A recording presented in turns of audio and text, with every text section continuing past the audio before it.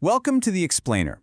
Today we're diving into something that's both powerful and, honestly, a little bit hidden in government: delegated legislation. We're going to unpack the machinery that creates so many of the detailed rules that govern our lives. So, let me ask you this. Who really writes the rules that shape your day-to-day life? I mean, we all think of Parliament, the legislature, as the ultimate lawmaker, right? But the reality is, a huge number of those very specific, very technical rules are actually created by government departments and agencies. And this process has a name. It's called delegated legislation. Here's how it works.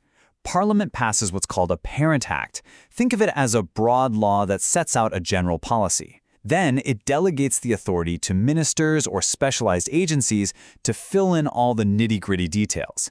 And honestly, without this, trying to manage the insane complexity of a modern country would be just about impossible. Okay, so let's dig into why this kind of unseen lawmaking is so absolutely essential to how a country's actually run. The sheer scale of this is, well, it's massive. In a single year, you can see more than 6 times the volume of delegated legislation compared to the main acts passed by Parliament itself. So yeah, this is a huge and constantly growing part of our legal world. And you know, there are some really good reasons for this. You could almost call it the engine room of the government. Why? Well, for one, it allows for technical expertise. Parliament can't be experts on every single thing. It also gives the government flexibility and lets it respond way more quickly to changing situations than the formal, often slow parliamentary process ever could. But, and this is a big but, while it's a necessary power, that very same efficiency creates a deep-seated tension.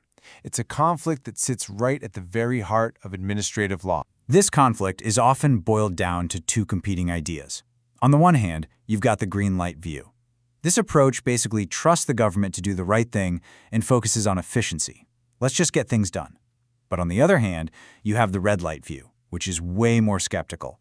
It hammers home the need for legal checks, for judicial control, to stop the abuse of power and to protect us, the individuals. This quote from Justice Douglas really gets to the core of that red light worry. So the big challenge for administrative law isn't to get rid of this necessary power, it's to figure out how to control it. So, how do we keep this incredible power in check? Well, the first line of defense, logically, is the very institution that handed out the power to begin with, Parliament itself. Now, Parliament has 2 main tools for this job. The affirmative procedure is the really strong one. It means a regulation literally cannot become law unless Parliament actively votes to approve it. Then there's the negative procedure. It's more common, but it's also weaker. The rule just becomes law automatically unless Parliament manages to find the time and the political will to vote it down. But let's be real for a second. When you think about that massive volume of rules we just talked about and how limited Parliament's time is, well, this political check, as important as it is, often just isn't enough. And that is exactly why the most powerful control mechanism usually falls to the courts. Okay, so how do the courts get involved? Their main weapon is a legal doctrine. It's got a Latin name, and it is the absolute foundation of judicial review. That doctrine is called ultra vires. It literally means beyond the powers. So, an action, like a new regulation, is declared ultra vires if the government body that created it stepped outside the specific authority that Parliament gave it in the Parent Act. As the legal giants Wade and Forsyth say, this simple but profound idea is the ultimate reason we have judicial review at all. And this doctrine comes in 2 main flavors. First, there's substantive ultra vires. This is all about the content of the rule. Did the minister even have the power to make a rule that says that? Second, you have procedural ultra vires. This is about the process. Was the rule made in the right way? Did they follow all the steps the Parent Act required, like maybe a duty to consult people first? To see how this all works in the real world, here are the main grounds for substantive ultra vires as they're recognized in Nepal, and they draw from a long-standing common law ideas. A court can strike down a rule for a bunch of reasons: if it's unconstitutional, if it flat-out contradicts the Parent Act, if it's found to be completely arbitrary, or even if it was made in bad faith. These are the legal tests the courts use. The idea of unreasonableness actually has a really long history. This classic quote from Lord Russell gets right to the heart of it. The court isn't just swapping its own opinion for the government. No, it's saying that a rule can be so unreasonable, so off the wall, that the only possible conclusion is that Parliament never, ever intended to give anyone the power to make it. And this principle isn't just a British thing. It's a cornerstone of the rule of law all over the world. It's how we make sure power is held accountable.